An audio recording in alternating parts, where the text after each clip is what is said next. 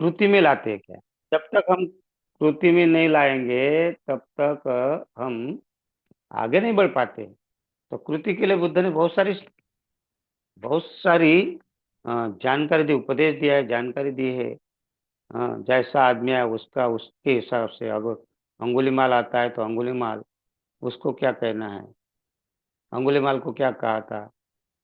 हाँ, अगर कोई किस्सा गौतमी आती तो उसको क्या कहना है। स्वयं जाते कभी कभी बुद्ध, ऐसा नहीं, बुद्ध स्वयं जाते कभी कभी। ऐसा कहते ना, कभी प्यासा तो कुआं के पास जाता ही है। लेकिन ये धम्म में देखा, यहाँ बुद्ध धम्म में हमने, कि कुआं भी प्यासे के पास जाता है। अंगुली माल के पास जाना मामूली बात है क्या? हाँ? ऐसा ही एक आर्वक नाम का एक यक्ष था। बुद्ध उसके पास में जाते, उनके आश्रम में जाते, घुस जाते, उनके अंदर जाकर बैठ जाते। कितनी बड़ी बात है। अर्थात बुद्ध जानते हैं कि मुझे आज किसका परिवर्तन करना है, और हम इससे क्या शिक्षा ले सकते हैं। तो हमें भी ये शिक्षा बुद्ध दे रहे हैं हमें, कि हमें भी घर में नहीं बैठना है। हम अगर थोड़ा बहुत समझ गए हैं, अगर समझ गए हैं, तो हमें भी लोगों तक जाना है, धर्म पहुंचाना है। अपने पहले रिश्तेदारों को समझाना है कि चलो ना भाई, एक दिन चलो ना, क्या होता है, जुड़ो ना इसके साथ में। हाँ, लाइक तो करो, कम से कम बटन दबाओ, थोड़ा सा लाइक करो, शेयर करो। दिल्ली टीवीएम, टीवीएम दिल्ली जो कार्यक्रम चलता है यूट्यूब में, उनके प्रवचन आते हैं अच्छे अच्छे धर्माचार्यों के। और 5 दिन तक कार्यक्रम चलता है। आनापानसति, मैत्री भावना, कायानुसति, बुद्धानुसति या स्मृति, और उसके बाद चिंतन, इतना अच्छा कार्यक्रम होता है। अगर ये देखे तो थोड़ा सा, तो ये बताना, हमारा बताना, एक लोगों तक मैसेज भेज देना, कम से कम ये तो काम कर सकते। बुद्ध तो अंगुलीमाल तक गए, तो क्या हम इतना काम नहीं कर सकते? अगर हमारे आसपास के मित्र है, अगर हमारे रिश्तेदार है, नहीं आते कोई बात नहीं, एक बार में नहीं होता है। बुद्ध ने खुद 3 बार बताया, 3 बार, द्वितीयम की तृतीयम की कहा ना बुद्ध ने। और उसमें नाराज होने की बात नहीं है। तो आड़व के पास जाता है ना बुद्ध, बुद्ध जाते हैं आड़व के पास, जो बहुत खतरनाक होता है, बहुत ही खतरनाक होता है, खूंखार होता है। वो बच्चे मांगता है।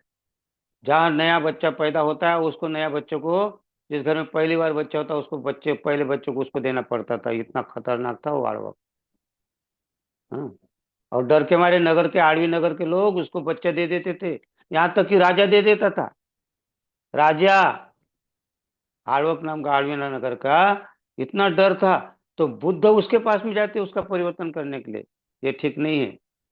बुद्ध को लगता है, क्योंकि बुद्ध पहले घर से, अपने आश्रम से जहाँ भी बैठे हैं, चाहे जैतून में बैठे हो या कहीं भी जहाँ रहते, वो पहले ध्यान में देखते हैं कि आज किसका परिवर्तन करना है।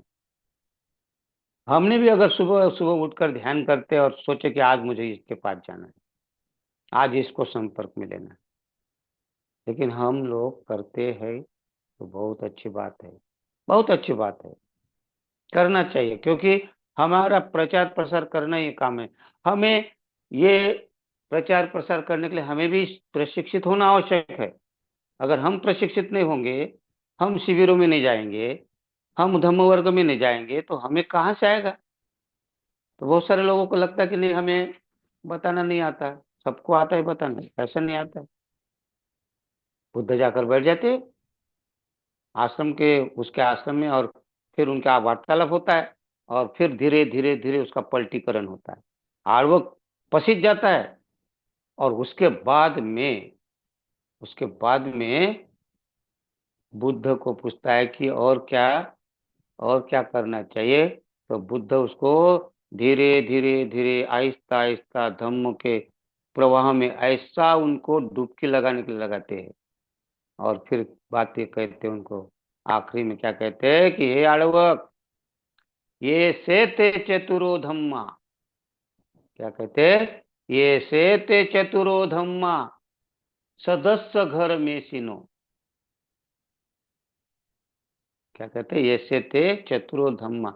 ये चार ऐसे धर्म है, चार ऐसी बातें हैं कि जो चार बातें सदस्य घर में सिनो। सदस्य अर्थात श्रद्धालु, जिसमें श्रद्धा निर्माण होती है।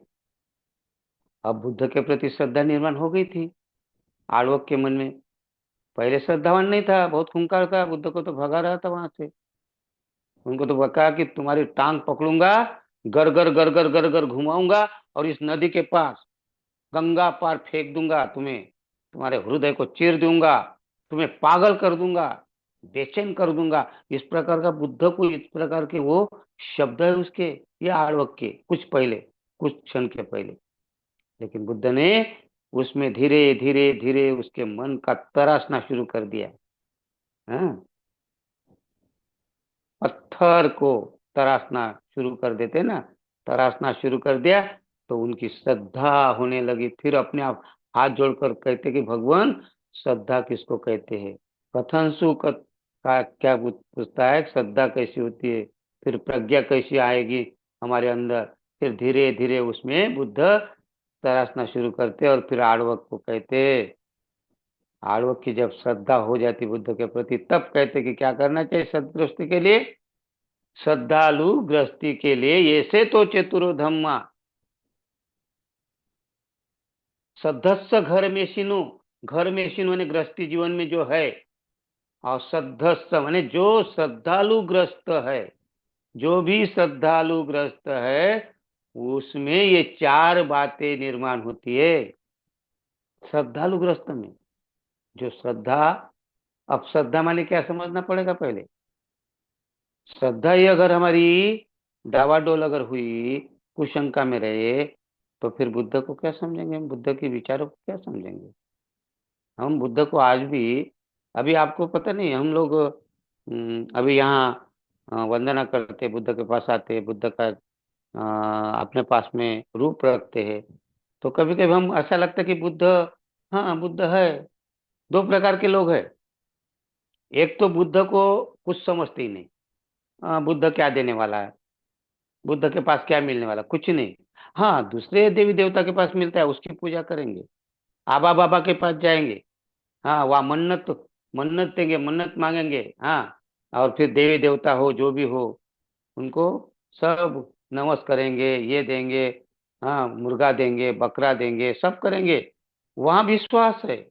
यहाँ ऐसे लोग हैं कि बुद्ध तो कुछ देने वाले नहीं, बुद्ध तो कहते आचरण करो, और आचरण करना जान पर आ जाता है। आचरण कौन करेगा, जान पर आता है। तो क्या कहते हैं, उनको शॉर्टकट चाहिए। शॉर्टकट माने पूजा करी और कुछ मिले। अब बुद्ध के पास क्या मिलना है? ये एक पहला भ्रम है, बहुत बड़ा भ्रम है ये। और इसको कहते हैं अंधविश्वास। कुछ नहीं मिलता, और वहां मिलता है। तो वहां क्या मिलता है, वहां जाकर के क्या मिला आपको? नहीं मिलता वहां भी कुछ, तो क्या कहते हैं कि तुम्हारा नसीब ही खोटा है, बोलते हैं। तुम्हारे नसीब में ही ऐसा लिखा है, इसलिए नहीं, या तुमने कुछ गड़बड़ की होगी। हाँ, देवी देवता की पूजा करते, कुछ ना कुछ गलत, कुछ फायदा नहीं होता वहां भी। सालों साल बीत जाते लोगों के माथा टेकते टेकते। हाँ, कोई बच्चा, बच्चा होने के लिए, हाँ मेरे लिए पुत्र हो, पुत्री हो, इसलिए मांग करते। कोई कुछ, कोई कुछ धन मांगते। हाँ, कोई मेरे घर में शादी अच्छी होनी चाहिए, लेकिन शादी के लिए परितान करते कभी कभी बुद्ध धर्म में। और बाहर के लोग करे नहीं करे, लेकिन बुद्ध किस बात करता था। और शादी के पहले करना चाहिए, परितान करना चाहिए, ताकि घर में जो बहू आएगी, तो बहुत अच्छा घर चलेगा, बहू और बेटा सुख में रहेगा, ऐसा लगता है। और फिर उसके बाद क्या होता है, शादी हो गई, 6 महीना नहीं हो जाते तो लड़का अलग हो जाता है। फिर बोलते मैंने परितान किया था, बहुत ही अच्छा खर्चा किया था, भंते को बुलाया था, उसको 3 चिवर दिए थे, दान दिया था, लेकिन 6 महीने के बाद तो सब बेकार हुआ, कोई मतलब ही नहीं हुआ। हाँ? एक घर के दो घर हो गए। तो ये इस प्रकार के कर्मकांड, मतलब हमें न समझ करके हम कुछ कुछ मांग करते, मांग करते कि हमें कुछ मिलेगा। पूजा करने। तो इसीलिए बुद्ध धीरे धीरे तरसते तरसते आळवक को प्रज्ञा तक लेके जाते। प्रज्ञा माने क्या, प्रज्ञा माने क्या, वहां तक ले जाते। और फिर धीरे से उनको कहते हैं कि हे आळवक, ये से ते चतुरो धम्मा सदस्य घर में सिन्नु। अगर कोई जो भी श्रद्धालु ग्रस्त इन चार बातों का, कौन से चार बातें, चतुरो धम्मा, चार धर्म ऐसे है, चार बातें ऐसे कि इसका जो पालन करता है, ये चार बातें जिसमें हो जाए तो उसको शोक करने की जरूरत ही नहीं पड़ती, पश्चाताप करने की जरूरत नहीं पड़ती। फिर शादी करो बच्चे की तो भी आपको पश्चाताप करने की जरूरत नहीं पड़ती। कितनी बड़ी बात कहे, कौन से चार चार धर्म, तो कहते सच्चंग धम्मो धीति चागो। क्या कहते, सच्चंग धम्मो धीति चागो सवे पे चंग न सोचती। कौन से चार धर्म, पहला धर्म कहते हैं सच्च यानी सत्य, दूसरा धम्मो माने धम्मो, और तीसरा चागो, तीसरा धीति, धीति माने धैर्यवान सहनशील, और चौथा चागो, चागो माने त्याग। ये चार धर्म जो अपने हासिल करता है, पालन करता है, तो उसको कभी सोच शोक करने की जरूरत नहीं, पश्चाताप करने की जरूरत नहीं पड़ती, रोने पीटने की जरूरत नहीं पड़ती है। तो बुद्ध इस प्रकार की शिक्षा देते हैं। हाँ? लेकिन हम अंधविश्वासी लोग, हमारा अंधविश्वास, हमें कर्मकांड में ज्यादा ध्यान रहते हैं, है ना। ये भी मांत्रिक था, बहुत बड़ा मांत्रिक था, पूजा, हाँ, लोगों की जान लेने के लिए तैयार रहता था ये आदमी आड़वक। लेकिन कभी कभी हमारे हमारे समाज में भी ऐसे लोग है, आज भी है, जो मानते ही नहीं है। आज आज भी है ना, अगर आप देखेंगे तो आज भी ऐसे हमारे बीच में लोग हैं कि जो पूजा पाठ में लगे रहते हैं, और धम्म प्रवचन के लिए आओ तो अरे नहीं आज मेरे को ये काम है, अरे आज मेरे को वो काम है, आज मेरे घर में बीमार है, हाँ, शादी में जाना है। सब समय रहते हैं, बहानेबाजी ज्यादा करते हैं, क्योंकि आना ही नहीं चाहते ना, धम्म ही नहीं समझे, बुद्ध को समझने की स्पष्टता ही नहीं आई ना। जिस दिन धम्म बुद्ध धम्म संघ ये समझ में आ जाएगा, स्पष्टता आएगी, तब श्रद्धा बढ़ेगी, तब धीरे धीरे वो आता है। आप यहाँ जो बैठे हैं, जितने बैठे, क्योंकि आपको बुद्ध समझ में आया है, धम्म भी समझ में आया है, इसलिए तो आप लोग समर्पित हो गए हैं। लेकिन बाहर देखिए आज भी कितने लोग हैं कि आज भी ना समझ है, और बौद्ध है, ना समझ है, बौद्ध है, कर्मकांड में व्यस्त है। अभी आने दीजिए, अभी दिवाली आएगा, पटाखे फोड़ेंगे, हाँ, कपड़े नए सिलाएंगे बढ़िया, हाँ, घर घर में मिठाई बांटेंगे, हाँ, वो सब लक्ष्मी की पूजा करेंगे, एक कोने में रख लेंगे, और बोलेंगे हे लक्ष्मी की, अपना सारा सोना चांदी वहां रख देंगे, हाँ, पूजा करेंगे। और आपको लूटने के लिए इसके पहले जो पहला दिन, एक दिन आता धनतेरस कहते, उस दिन सारा खजाना आपका खाली कर लेते वो व्यापारी लोग। अगर आप घर में कुछ ना कुछ थोड़ा सा नहीं खरीदेंगे तो आपके घर में बरकत नहीं आएगी। इस प्रकार का धाक दिखाकर लोग फटाफट जाकर, अच्छे बौद्ध लोगों को देखता हूँ, वो धनतेरस के दिन कुछ ना कुछ खरीदने के लिए जाते हैं, और उस दिन ज्यादा से ज्यादा महंगा रहता है सोना चांदी, क्योंकि उनको मालूम है आज के दिन खरीदेंगे, और फिर वो भाव एकदम बढ़ा देते। तो बढ़ाने से क्या, तो उनको मालूम ही नहीं रहता ना इनकी चाल। लेकिन हम लोग फंस जाते हैं। ये क्या है, ये क्यों होता है, क्योंकि ये स्पष्टता नहीं आने के कारण। धीरे धीरे आ रही, बहुत सारे लोगों को आ रहा है, लेकिन फिर भी आज भी अधिकांश लोग इसी में मस्त है। तो इसलिए हमें ये चार बातें समझना पड़ेगा। तो पहले क्या समझना, सत्य क्या है, सत्यं धम्मो धीति चागो, चार बातें हैं।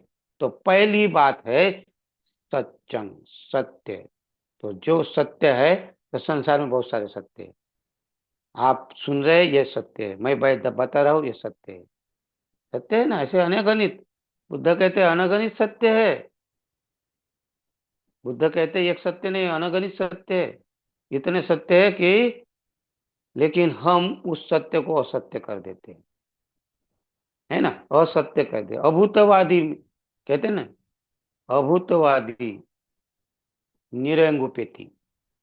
अभूतवादी अर्थात जो सत्य है ना, उसको असत्य कहते हैं। और असत्य माने अभूतवादी निरंगुपेति, यो चापी कत्वा न करो मिति चाह, निरय वज्ञ में ऐसा कहते हैं, निरय धम्म पद में क्या कहते हैं, अभूतवादी निरय गुप्यति, जो अभूतवादी, जो सत्य नहीं है उसका बखान करते हैं।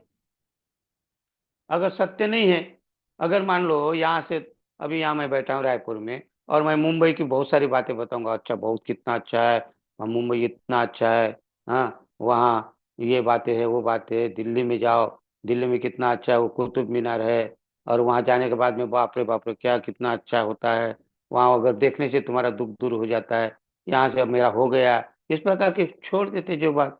और कभी कहते वहाँ जाते तो वहाँ मुंबई में भी कुतुब मीनार है, जो नहीं है वहां भी बता देंगे, क्योंकि कोई गया नहीं ना यहाँ से। तो जो नहीं उसका बखान करते हैं, जो है उसका बखान तो करते हैं, लेकिन उसके और चार बातें जोड़ देते हैं। बुद्ध कहते हैं ऐसा ही तो चला है भारत में।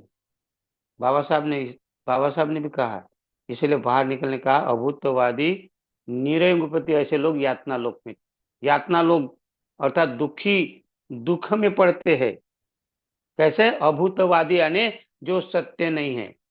सदियों से कहा गया है एक ही बात, ये एडवर्टाइज दिए, ये fair and lovely, fair and lovely, fair and lovely, तो एक दिन लगता है लेकर तो देखो, तो फेयर एंड लवली लोग लगाते हैं। ऐसे ही एडवर्टाइज हुई क्या है, अभूतवादी की असत्य, ईश्वर है ईश्वर है ईश्वर है, और असत्य है ये। इसको कहा अभूतवादी, अर्थात जो सत्य नहीं है, जो विद्यमान नहीं है उसका बखान करना, और इसीलिए दुख में पड़ते हैं, क्योंकि उसको मानते हैं ना, और है नहीं, अस्तित्व में अभूतवाद, यानी अस्तित्व में असत्य है, सत्य नहीं है, लेकिन उसकी पूजा होती है। देख लीजिए कितने वर्षों से इसकी एडवर्टाइज हो रही है, इसके नाम की एडवर्टाइज हो रही, और दूसरी एडवर्टाइज आत्मा की तो हो ही रही है। जो अनात्मा है उसको आत्मा कहते हैं, अस्तित्व में नहीं। इसलिए बुद्ध ने कहा अभूतवादी निरंग उपेति, निरंग माने यातना लोक में दुख में पड़ते हैं हमेशा ऐसे लोग, जो अभूतवादी है, अर्थात जो सत्य नहीं उसके पीछे लगते, और सत्य क्या है इसको जानते ही नहीं। तो सत्य क्या है? तो सत्य जानना चाहिए, प्रतीत्य समुत्पाद, कार्य कारण भाव, इसको कहा है सत्य।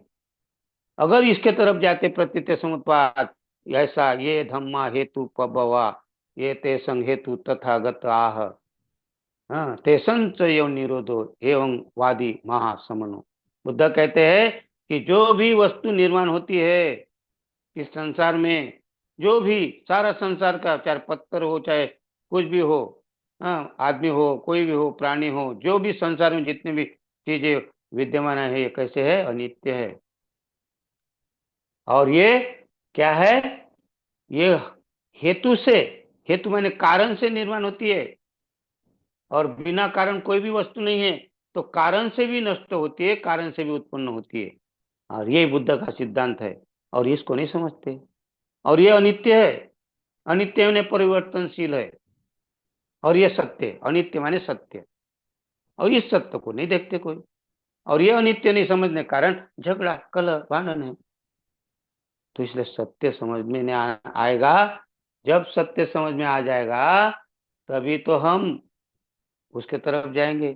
लेकिन हम अभूतवादी है ना, हम कैसे अभूतवादी, इसको कौन देखेगा, इसके क्या करना पड़ेगा, और वहां थोड़ा सा प्रसाद दे दो तो भगवान आशीर्वाद देगा, ईश्वर आशीर्वाद, जो नहीं वो आशीर्वाद दे सकता है क्या? लेकिन लोग, एडवर्टाइज हो गई ना, एक ही एक, एक ही एक, एक ही एक।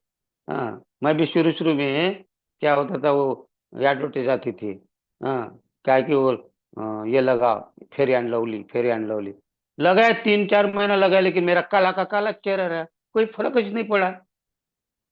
हाँ, मैं भी हो गया था उसके एडवर्टाइज, चलो भाई एक बार लगा के देखता हूँ, 3 महीने तक खर्चा किया पैसा, लेकिन कोई फायदा नहीं, काला का काला, कहाँ गोरा हूँ मैं। हाँ, प्रयोग करके देखा मैंने, चलो प्रयोग करके देखता हूँ, आप भी प्रयोग करके देख रहे, लेकिन कब तक प्रयोग करते रहेंगे असत्य का? हाँ कोई फायदा ही है क्या? दुख में तो बड़े निरंगवादी, और क्या कहते, यो चापी कत्वा न करो मिति चाह, यो चापी कत्वा न करो मिति चाह, माने जो नहीं करते हैं, जो क्या कहते हैं, जो करते हैं उसको कहते नहीं नहीं मैंने नहीं किया, मुकर जाते मैंने नहीं किया।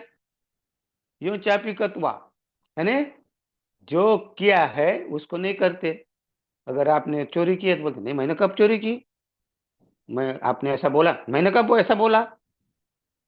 हम लोग मुकर जाते हैं, और ये सबसे बड़ा अपराध है, मुकर जाना माने मुसावात। यानी हम क्या बोलते हैं, हाँ, जो विद्यमान नहीं उसकी मान्यता देते हैं, हम उसको मानते हैं, और जो करते उसको बोलते हैं, नहीं मैंने चोरी नहीं की, मैंने हिंसा नहीं की, हाँ मैंने नहीं, आज कहाँ मटन वार था, आज नहीं मटन नहीं खाया, और मटन खा लेते।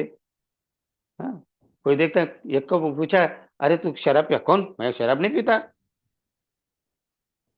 शराब पीते और नहीं पीते, देखिए ना, शराब पीने वाले गांजा पीने वाले नहीं ना, हम लोग नहीं करते।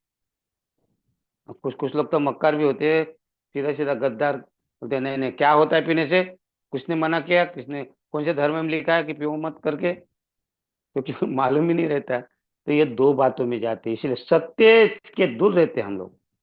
सत्यवादी होना अर्थात सत्य समझना पड़ेगा, कार्य कारण भाव समझना पड़ेगा, प्रतीत्य समुत्पाद समझना पड़ेगा। और तब आचार्य असंग नाम के बहुत ही अच्छे विद्वान एक भिक्षु हो गए, आचार्य असंग कहते हैं कि लोगों को प्रतीत्य समुत्पाद जैसा, कार्य कारण भाव जैसा सारवान सिद्धांत समझ में नहीं आता, और लोग ईश्वर के पीछे पड़ते हैं और अपने आप को बर्बाद कर देते हैं। कितनी बड़ी बात कही,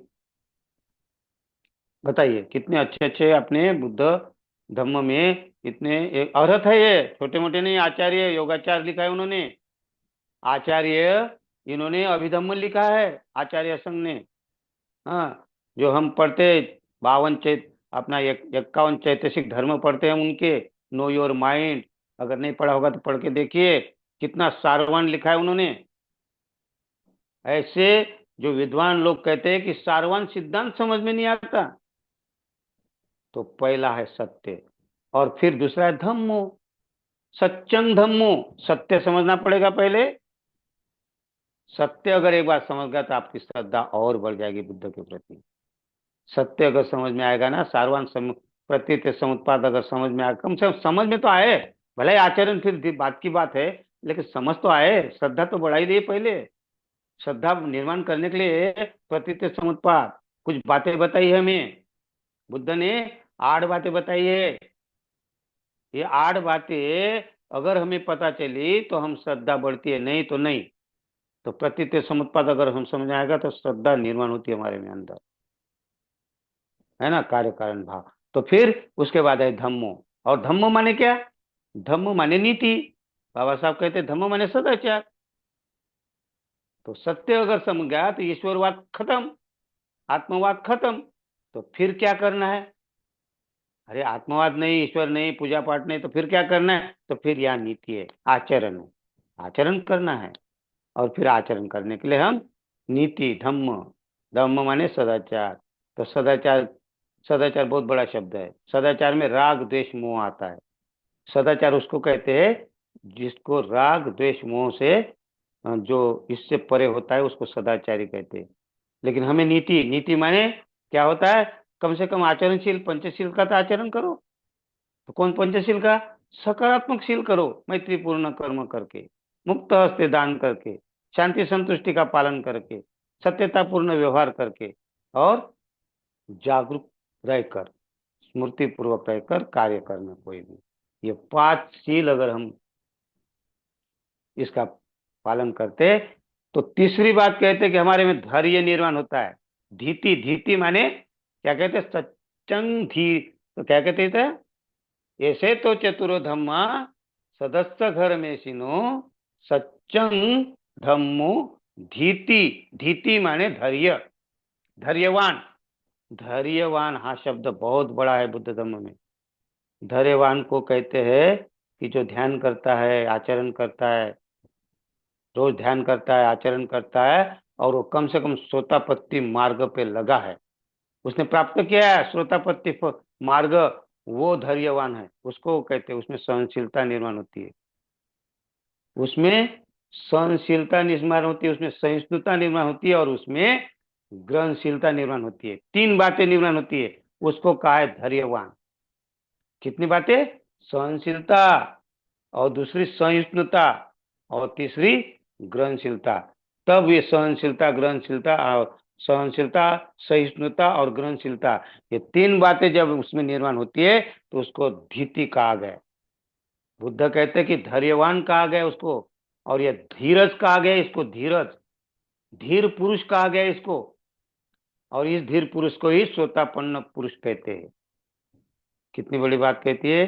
तो पहले सत्य समझे, फिर धम्म समझे, नीति, आचरण, पंचशील, फिर दशशील है ना। तो स्थिति, यहाँ इसके बाद मैत्रीपूर्ण कर्म करके, ते अपन अगर कहते हैं कि कठोर बोलना नहीं है, फिर उससे वाचा वेरमणि, फिर चुगली चाड़ी करना नहीं, पिसुन वाचा वेरमणि, संप फलापा वाचा वेरमणि, इसका अभिज्ञा वेरमणि, व्यापादा वेरमणि, मिथ्या दिठिया वेरमणि। ऐसा, इस प्रकार ये जो है 10 शील, 10 शील का पालन करेंगे तो आप श्रोतापन्न की तरफ तो जाने हैं।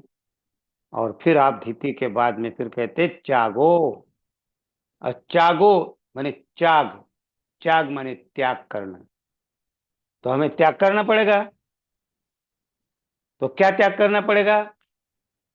अब कभी कभी त्याग करो, त्याग करो, क्या ग्रह त्याग करो।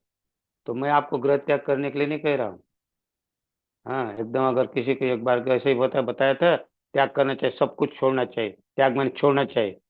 एक आदमी आ गया मेरे पास, बोलते ब्रह्मचारी जी आपने बोला छोड़ने के लिए, कि बीबी को छोड़ दूं क्या। अरे बाबा, नहीं, बीबी को छोड़ने को नहीं कहा तुमको। बीबी इसने तो गलत गलत प्रचार हो जाएगा, तो इसलिए मैं कहता हूँ त्याग मैंने बीबी छोड़ना नहीं, एकदम बाल बच्चों को छोड़ना नहीं है। तो क्या छोड़ना है। तो हम अपने अंदर की जो कमजोरियां है, चुगली चाड़ी करना, इसको त्याग दो पहले। हाँ, गाली गलौज करना, इसको त्याग दो पहले। ताने मारना, इसको त्याग दो पहले, है ना। बड़ी बड़ी बातें तो बहुत होते हैं, शराब छोड़ना, छोड़ते, ये तो बोलते, ये तो मालूम है सबको, सुरा मेरे छोड़ना। लेकिन ये अगर छोड़ दिया, कोई बोल मैं तो शराब छोड़ दिया हूँ, मैं छोड़ा शराब छोड़ दिया हूँ। अरे शराब छोड़ी तो क्या हो गया। बाकी तो चुगली चाड़ी करना तो है ना अंदर। तो शराब छोड़ने से हो जाएगा क्या। हाँ, नहीं। तो ये पहली बात है, घर में झगड़ा करना छोड़ दो। घर में झगड़ा होता है कि नहीं, वाद विवाद होता है कि नहीं। हाँ। लेकिन लोगों को क्या है, शादी हो गई तो माँ बाप को छोड़ देते हैं और पत्नी को अपनाते हैं। तो ये किसने कहा है। अरे माँ बाप का भी देखभाल करो ना, माँ बाप को दो दो वक्त की रोटी चाहिए, तो उनको क्यों त्याग देते हो तुम।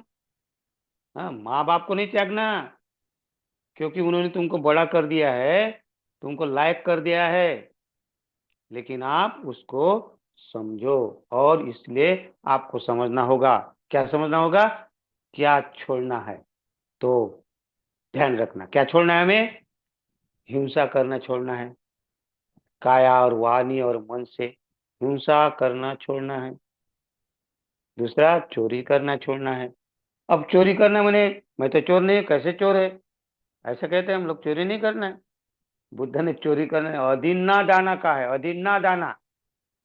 अधीना दाना का अर्थ होता है कि जो चीज, चाहे पत्थर पड़ा है किसी घर में, वो भी उस घर मालिक को बिना पूछे अगर आपने उठाया, तो वो उसको कहा है बुद्ध ने।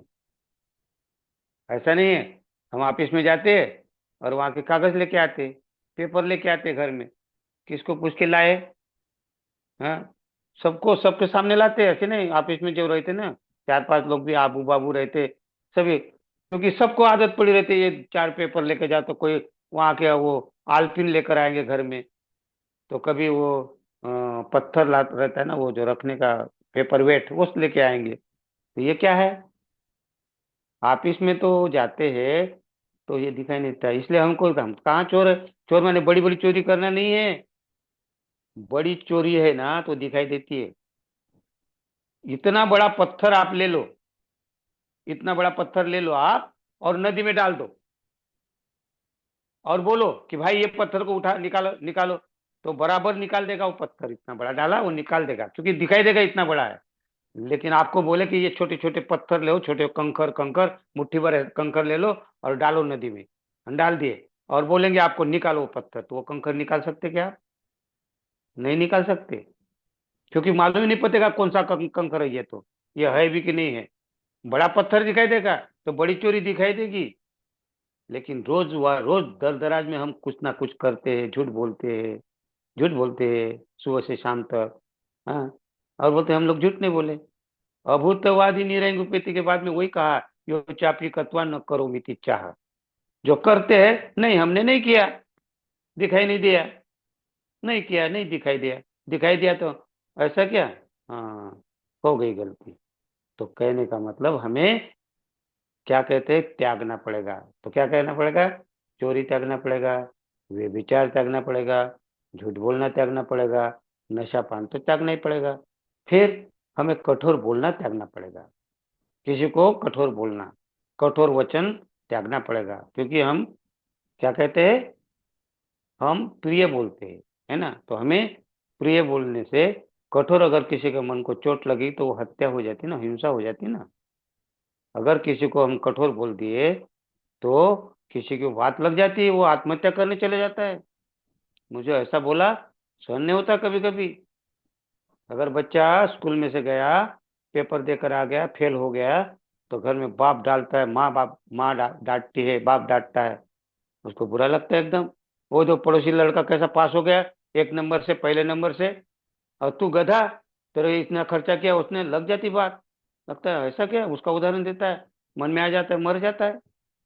कठोर वचन भी कभी कभी, जब तक हाथ में रखते तब तक हम कुछ नहीं कहते बच्चों को, जब तक हाथ में रहता है तब तक, और जब होने के बाद बोलने से क्या फायदा।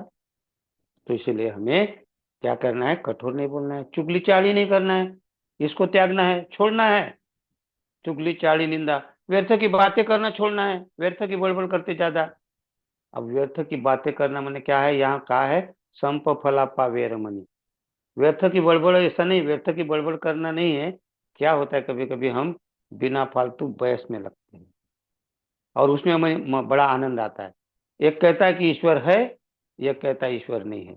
फिर उसी में दोनों का वाद विवाद होता है। एक ईश्वर बताने के लिए वो अपना स्पष्टीकरण देते रहता है, देते रहता है, देते रहता है, कभी हारता नहीं। और ये ईश्वर नहीं है, ईश्वर नहीं है, ये भी कभी हारता नहीं, दोनों बहस में, और दोनों का ही फायदा नहीं है। क्या फायदा हुआ। और ये दोनों ने अगर ईश्वर और वो नहीं है, या पुनर्जन्म है या पुनर्जन्म नहीं है, इसमें अगर बहस किए, तो इसमें क्या दोनों का फायदा है।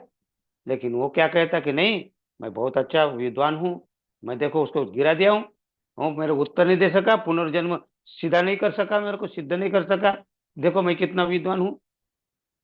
फायदा क्या हुआ। अगर इसके जगह ध्यान करने बैठे रहते, चिंतन करते, ध्यान में से अगर आपको पुनर्जन्म है कि नहीं है पता चल जाएगा, है ना। लेकिन हमें मजा आता है, तो ये त्यागना पड़ेगा ऐसी बैर। हम अगर सही मायने से बुद्ध के रास्ते में चलना है, तो बुद्ध ने ऐसे कई प्रश्नों के उत्तर नहीं दिए, कई ऐसे प्रश्नों के उत्तर नहीं दिए। लोगों ने पूछा अपना दिमाग देखने के लिए, बुद्ध का है कि नहीं है। बुद्ध को मालूम है, ऐसा नहीं है बुद्ध को उत्तर नहीं मालूम, मालूम है। लेकिन बुद्ध को मालूम है, अगर इसके उत्तर भी दोगे तो इसका क्या फायदा। क्योंकि ये तो परीक्षा देने के लिए आ गया, ये तो उसका तो आचरण करने वाला नहीं। तो उसको बुद्ध कहते कि आचरण कर, आचरण करेगा तो तेरे को पता चलेगा। कई बार ऐसा बताया बुद्ध ने। ये कि वो कहा है, शांति की बात कर रहा था, मुझे शांति चाहिए, शांति चाहिए, शांति चाहिए।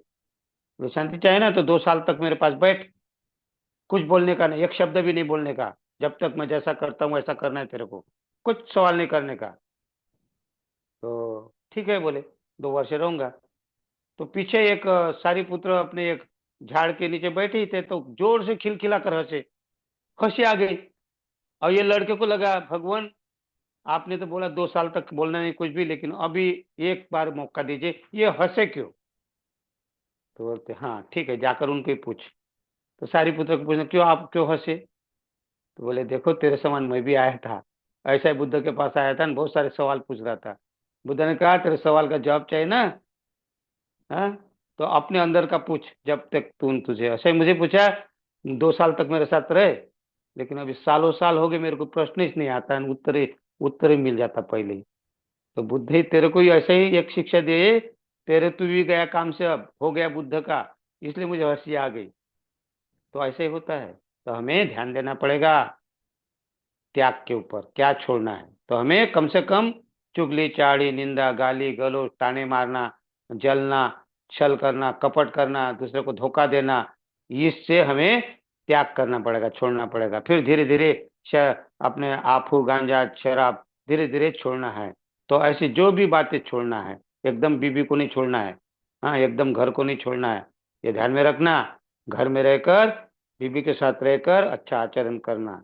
और यही आज की शिक्षा है। चार ध्यान अगर रखेंगे, चार बातें, तो निश्चित ही हम क्या कहते हैं, सदग्रस्त सोच। सोच माने सोचंती माने पश्चाताप करने की जरूरत नहीं पड़ेगी। सोच माने शोक करने की जरूरत नहीं पड़ेगी। तो हमारे अंदर का शोक खत्म हो सकता है, समाप्त हो सकता है। तो मैंने आपके सामने चार बातें रखने की कोशिश की। इसका अगर वो ध्यान देते हैं तो निश्चित ही हमारा फायदा हो सकता है और हमारे अंदर का शोक पश्चाताप जा सकता है। तो बहुत बहुत धन्यवाद। आगे धर्म मित्र यूवीएस गौतम जी।